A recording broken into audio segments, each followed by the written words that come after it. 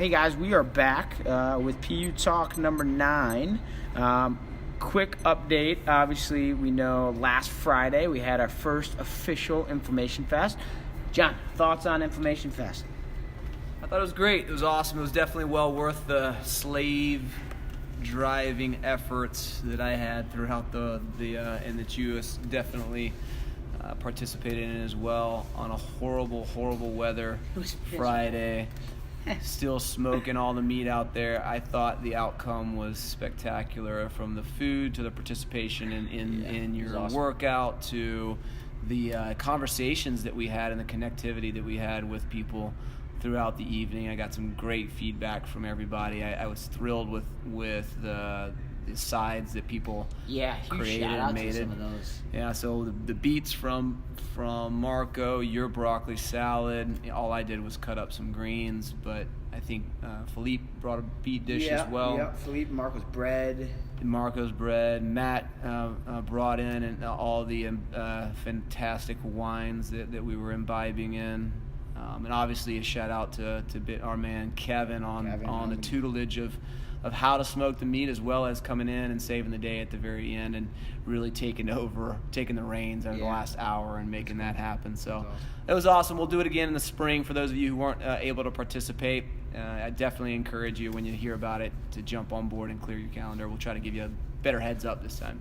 Yeah, no, that was awesome. It really was like you said, a way to talk with people, be with people outside of our usual context that we find ourselves in. So I think it's pretty neat.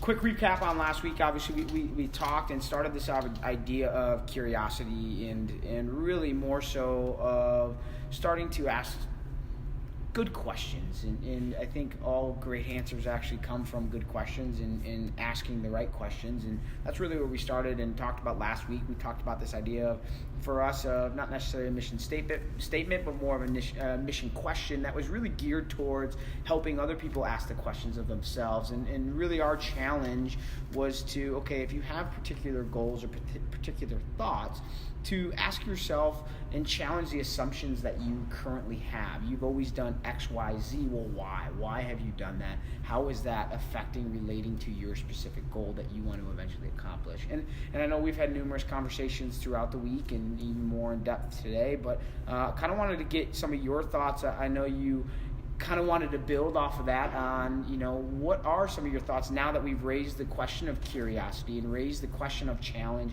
and to challenge those assumptions. What are some questions that people can start to bridge off of that and say, okay, now that I've gotten in the mindset of, okay, I need to ask better questions of myself, of what I'm doing and why I'm doing what I'm doing, where do I go with that? I want to take a step back before we talk about the best questions to ask, and I want to ask a question that would say, when is a good time to ask questions? It's easy for us to be able to say you should always create these questions as a constant diagnostic aspect, but as you've eloquently reminded me that not everybody is like us and conscious and aware of being able to make these changes in our lives. So some obvious ways and reasons and timing that we would actually ask questions like this is when we either externally have things that are going wrong, internally we feel innately that something is not right or things are going wrong. Those are the easy reminders and the obvious reminders. Our health is waning. We can ask these questions. We don't feel fulfilled in our lives. We can ask these questions. But I would say that the most successful people, not that they have never fallen, but more so the most successful people are asking this proactively, right? Mm-hmm. Tony Robbins, a guy that we all know and respect, he would say that winners are proactive, losers are reactive, right? So what is one way for you, John, that you personally have been proactive about this? How have you implemented these questions and thoughts into your daily, weekly, monthly, quarterly, yearly kind of routine? Well, it's not.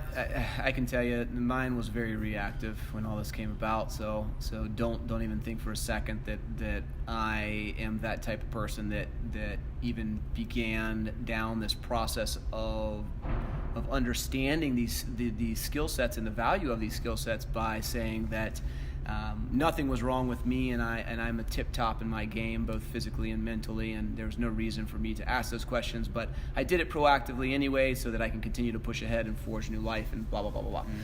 Really, it was all of the above. There was both a mental and a physical waning in myself, to where I really had to start asking these questions, and to what degree and how invasive were the questions that I did ask in order to get the best answers out of that. Why did you feel like, what was the tip of the iceberg to say, I need to ask these questions right now? What was kind of brought you over the line of being like, okay, because you're going through, and then all of a sudden you're like, you know what, I need to ask these questions of myself? I think there's two ways that you will start to turn on the light bulb. Number one is when both of them are all about like that kind of the consistent patterns that come into your life. If you're constantly getting sick, if you're constantly feeling not able or adequate enough to be able to do something, that can be a physical aspect. But in my case, and I think this is going to be more often the likelihood of everybody else around you, you start putting together these patterns of instances where people are letting you know that you need to start asking these questions. People are starting to comment, man, you're stressed. Man, you're busy. Man, what's wrong? Man, are you okay?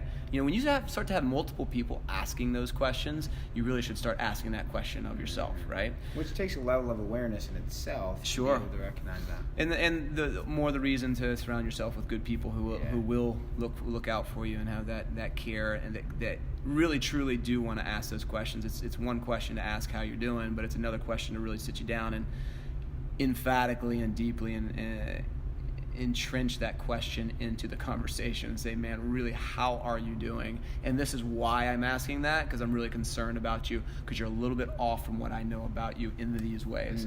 And that was the case, with me. And I am fortunate enough to have a wife that at the time, she wasn't my wife, that started asking me these questions and bringing these things to my attention, where I started to ask these questions of myself. And it was all at that time. I didn't have any physical ailments. I was in tip-top, quote-unquote, shape, but there was a lot of stress going on in my life, to where I was staying up late. I was, partaking in activities, risky, more, alcoholic type activities than usual. There was just a play off of I was maybe a little bit more reclusive than I normally am, and trust me, I'm pretty reclusive. So for it to be any more reclusive would have been just truly detrimental. So my wife, girlfriend at the time, basically would say, what's wrong with you? For lack of a better term, in so many words. So after a few times of that, I would shrug that off. But after a few times of that, in self-reflection, I began to have to ask these questions for myself. What is wrong? Why is she saying that? More so, and that was the first question. Why is it that what are they seeing in me? And what do they keep asking about? And what do they keep bringing to my instance that I need to really start to audit myself on and reflect myself on? And that leads us to really the question that I posed today and just jotted down. And I think this would be a good resource if we could continue to collaborate on this and build out and allow for a free download from our website. But it leads to a question on, what do I need to improve in my life? So if I'm hearing you right, you think that's really the first question you have to ask is if you start to recognize whether that's just a sense of yourself being like, man, I'm not fulfilled, I don't feel like I'm having the impact I want to have. B, you feel like there's something specific that you want to change, or C, you've noticed these patterns or things of other people that are close to you, a part of your circle of trust, that are maybe like, hey man, what's going on? That's kind of where you should start to say, what do I need to improve on, so that people aren't always asking me these questions. I'm not feeling a lesser sense of purpose, whatever it may be. You think that's one of the first places to start? Well, I think that the first place to start is, asking the 3 mile view question. What is it that people are noticing about me? Yep. So let's take, for instance, let's say I'm not being social. I'm a recluse, right? Nobody's seen me in a couple of months. They're wondering where I am. That when they do see me, I'm very quiet. When I'm on the phone, they can't get me on the phone. They can't get me by text. Just basically dead to the world, right?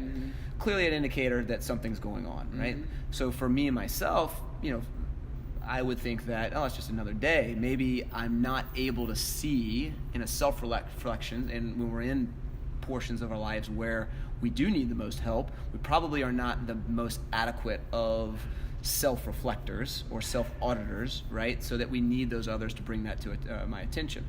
So in that case, your first 3 mile view has to be, well, what is it that they see in me?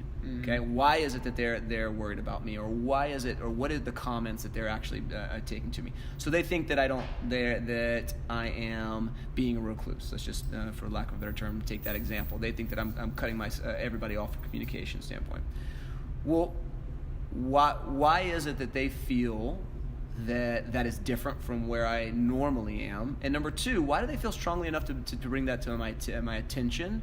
Or why do I feel strongly enough that I need to ask myself about this to where it's making a negative impact on my life? So you're basically asking the whys that we talked about last podcast. Of, Exactly. Why challenging what the status quo right now of like, here's where I'm at right now. Why are these things starting to pop up, and where are these things starting to come? And again, I think it's important to state that, although we're using this example, this can really be taken for anything. So Anything, So absolutely. don't say, oh, well, this whole social thing. I mean, this could be used if you want to lose weight, if you want to improve strength, you want to get faster, whatever it may be. Can be improved or used in any aspect. Sure. Yeah, I mean, from the weight loss standpoint, I think that the easiest way to start being able to build out that same question is the instances that I doubt that anybody's going to say, man, you look fat today. Man, you look like you've gained some weight. That's probably not going to be the most obvious, but it is going to be the obvious of, wow, my clothes don't fit. Joint pain. Wow, I have some joint pain. Wow, I sleep more than I normally do. I'm constantly tired. Man, I don't even feel like doing anything. I don't feel like going out and doing partaking in the activities that I used to. Those are things that you can start collecting and really start to take into factor. And then auditing yourself goes into being able to break that down into, what area do I feel like I want to or need to improve in my life? And those are two very specific things. Want and need, I think, are maybe on the opposite ends of the spectrum, but very important to understand which one it is for you. Because I think that need often precedes the want, and we're not always motivated, and we don't always want to make that change, but the need portion is going to be the reflection in your life where you start to have to ask these critical questions that we refer to, where this is how important it actually is, because you're not naturally going to gravitate towards making these changes. This is difficult. This is not comfortable. This is very painful at times, emotionally, socially, personally, physically, whatever the case may be, that we don't naturally want to gravitate towards that. So the need has to be a bigger, more motivating, more stabbing type of question that we actually add. So I break it out into really 3 different perspectives. Number 1, the first one is I want to know on a spectrum or a scale, I want to grade out, and I want to put a number to it. So right now, as we know in the fitness world, we like to put things in metrics. So I like to put a number to it to know where I am right now, but also to kind of reflect back and understand where I'm going. So if you were to do a simple 1 through 10, 1 being this area of my life, let's take weight loss. From a weight loss perspective, this area of my life, how much do I know about that, or what it takes to actually lose weight? Well, maybe a 5. I know that I have to eat better. I know that I have to exercise, but I don't really know specifically how to do that, how to go about that, or what that. I think I eat pretty well and I'm still gaining weight, so I'm really kind of lost as to where those connections are made. So I'll give myself a 5. 10 being I'm an expert, 1 being I had no clue whatsoever about how to make this change. So building off of that, I'd go right into, well, does that grade that I just gave myself motivate me or give me anxiety about whether or not I will have to invest the time or the energy that it's going to take to make that change? So if I'm hearing you right, you've broken this down into, okay, listen, I want to make a change. I'm seeing a pattern. I'm seeing something. Here's what I want to do. Well, then break that up into, well, what makes that up, right? If I want to get faster, how do I get faster? Kind of break those things up that allow you, or that you feel allow you to reach that specific thing. Yeah. And then grade where you feel like you are on that level of, okay, well, if I am trying to lose weight, take Right. that example, I know, like you said, cooking or, eating healthy is an important piece of that. Sure. I feel like I'm at a 4 on that. Right. And does that number then, does that force, or does that say, oh, I got to get better and I got to find that or find a way to get better? Or does that say, whoa, that's a scary thought. I don't even want to begin that whole Right. process. I just want to bring awareness to it. Like, where am I on this scale, and appreciate that, and appreciate where my feeling is on that. Like, I am at a 5. Man, I'm really getting anxiety about the fact that there's going to be a lot of investment that I need to do to make a significant change, so that I really need to improve my life in area X. Okay. Yeah. So if it does motivate you, and it will to some people, whether that's, depending on their mindset, if it does motivate them, I would push them all the way over into question 3 out of the 3 questions. We're on question 1. If it seems daunting, if I say, oh, I'm a 2, I have so far to go, or I don't know anything about this, then you go right into number 2. Okay. Number 2 is to list 1 to 3 ways that this will improve your lifespan and health span. So basically, why would I even do this in the first place? How would this positively impact me on the long term, from quality of life or quantity of life? So I know I need to eat more vegetables because I want to lose weight. Doesn't have to be any more knowledgeable than that. So yeah, just say an example. I know I need to eat more vegetables because I want to lose weight, and vegetables have fiber and make me full. So from there, my level of competence in that, or mastery in that, is a 3, because I only eat vegetables once every other day. Perfect. That's scary as heck to me, because I don't even know where to begin. I don't feel like I like vegetables. I don't know how to cook those. I don't know how to go about that process. So then now you're telling me now go back into, okay, let's forget about the process, and let's ask the why. Why do you even want to do this? Why is this going to benefit you? How is this going to change your life for the better? Mm-hmm. What does eating more vegetables allow me to do? Absolutely. This is going to increase my lifespan. It's going to allow me to lose weight and then play with my kids, or to do X. It will bring down my blood markers, so I don't put myself in a cardiovascular risk, or I don't build out the susceptibility to cancer or whatever control disease may be. Why does this thing matter to you? Why does it matter? And you've got to hold on to that, because that's going to be the deep intrinsic motivation that when things are tough, or when you really do have to start asking even more critical and detailed questions, that you can always revert back to. And that's the second piece to this. So once you list the 1 to 3 ways that this will improve you, you got to rank those. And let's just say you have 3 ways. It's going to help you live longer. It's going to allow you to lose weight, and it's going to make your skin brighter. Right? I don't know. Who cares? But I want you to rank those. What's the first most important, most motivating factor to you? Okay? Most motivating factor is weight loss. Perfect. Let's just focus on that one. That one being the number 1. In that reason, number 1, is that a strong enough reason? Just taking that one reason right now, is that a strong enough reason for you to make a change today?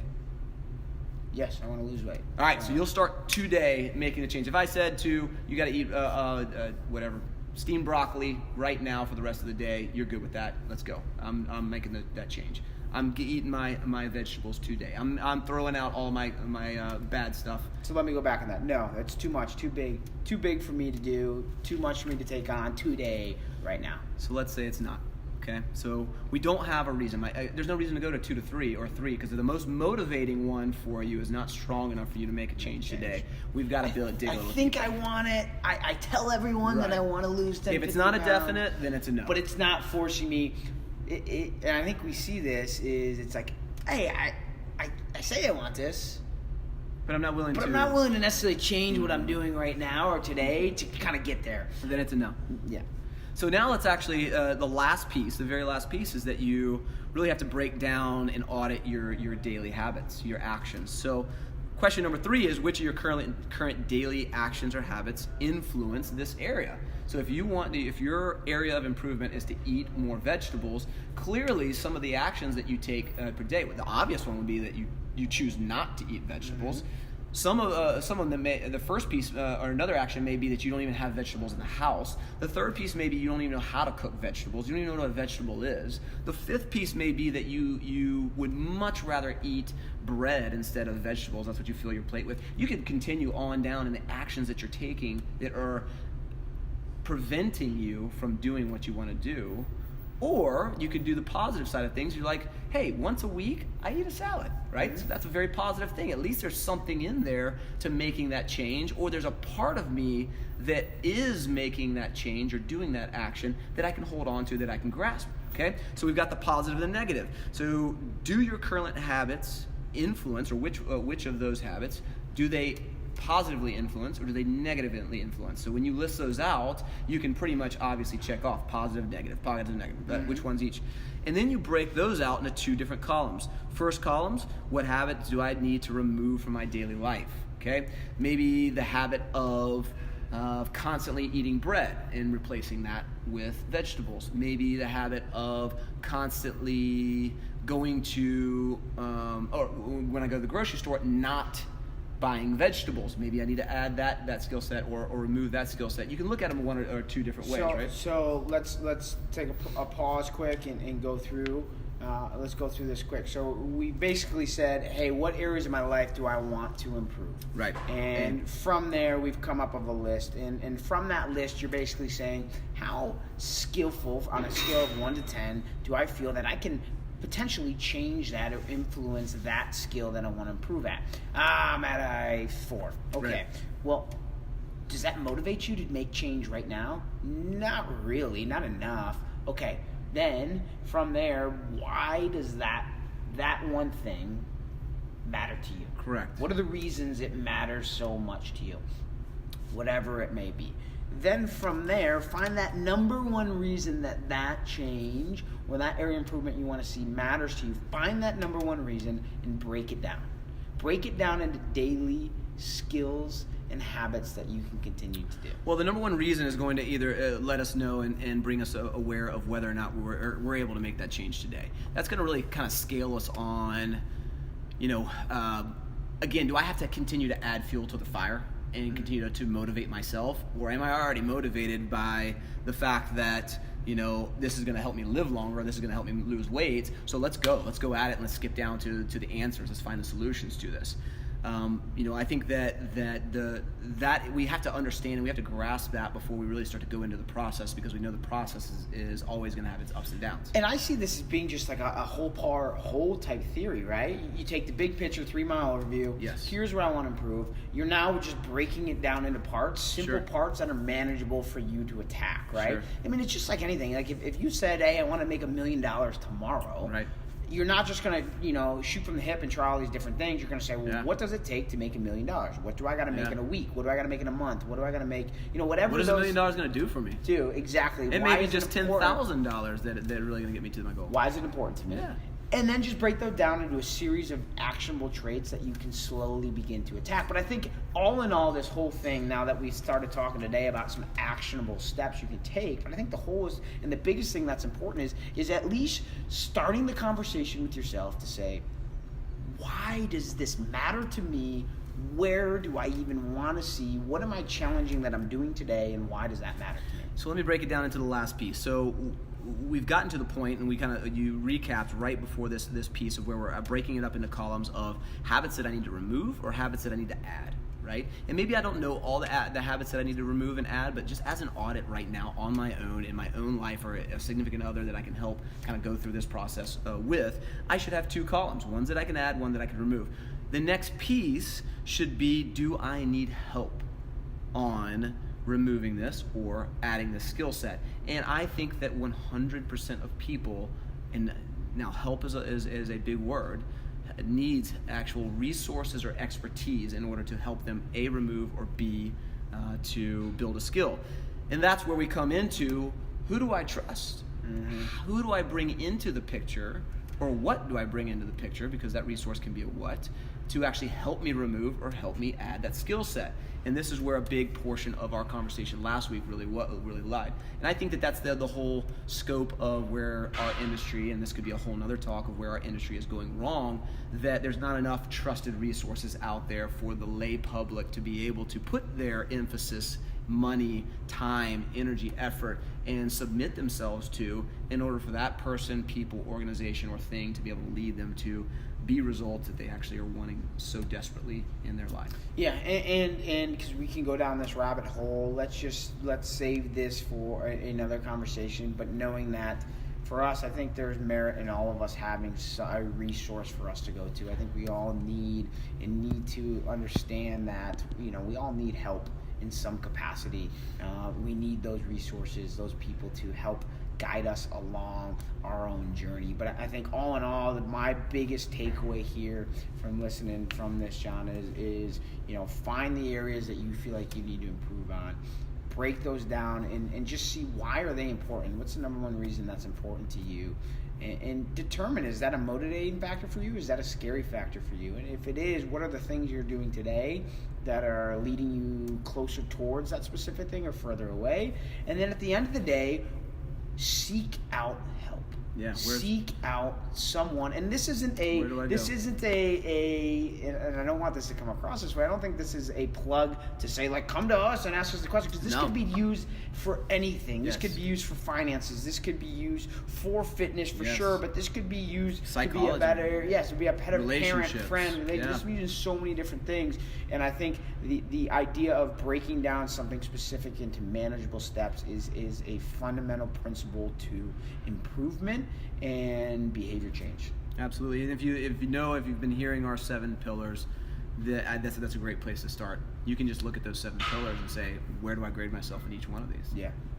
Well, it's funny. I feel like all these conversations, when I look at the clock, I'm like, wow, we must be like 12 minutes in, and then I realize we're 25 minutes in. So a little bit longer today, but definite important questions for us to continue to ask and continue to go. And we took a little step away from specifics on the 7 pillars, but at the same time, I think this all relates, and I think this is ultimately where the 7 pillars came from. Yes. Was just asking these questions. And so I challenge you, especially in times over the holidays when maybe you have a little bit more time to yourself and off from the craziness of the work, although sometimes I feel like it's even crazier during these times of years. Maybe just put down on a piece of paper and pen and just ask yourself some of the things we went through today. And again, the first step is just doing it. And I know sometimes there's the poo-poo behind these why questions, but I think there's a ton of merit to just putting pen to paper and writing 3 to 5 sentences about all these questions we asked today. It certainly never has hurt. Absolutely. Well, hey, everyone, have a great weekend, and we will talk to everyone soon.